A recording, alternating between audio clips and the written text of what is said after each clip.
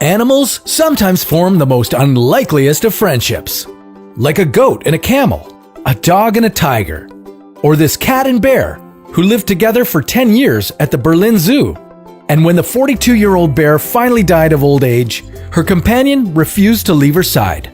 Was this cat mourning the loss of a friend? Or do humans project their emotions on animals a little too much? We might not have enough scientific evidence to prove that animals truly do grieve.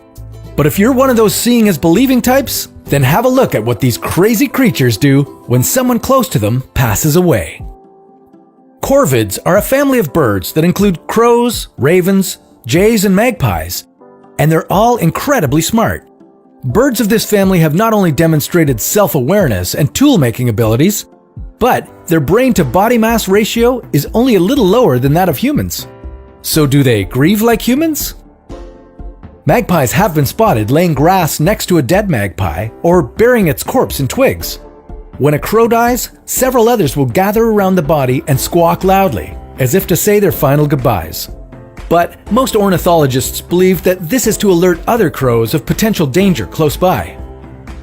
Magpies hold burials, crows give eulogies, but elephants take animal bereavement another step forward. They tend to commemorate the loss of a herd member by inspecting the body, scattering its bones, or rocking back and forth beside it.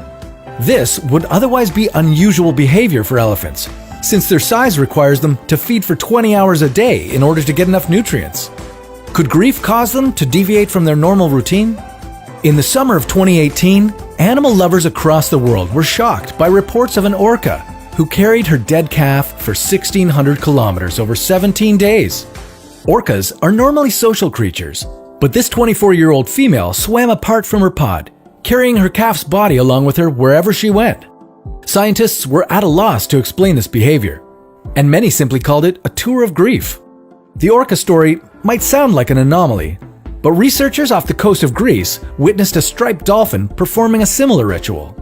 An adult dolphin circled the dead body of a younger one, trying to keep it afloat, perhaps even trying to bring it back to life.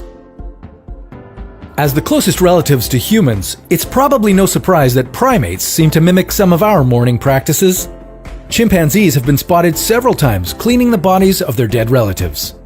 As social creatures, chimps continue to feel connected to a loved one even after it dies, so they respect the body as if it were still living. Other primates called podos will sometimes go without eating just to leave food out for a dead companion. And, similar to whales and dolphins, some primates will carry the bodies of their dead children, unable to come to terms with their death. In one tragic example, a mother carried her baby for 68 days before finally laying him down to rest. As humans, it might be hard to view these examples as anything but grieving. However, the scientific community remains unconvinced without sufficient evidence. Nonetheless, a case is building.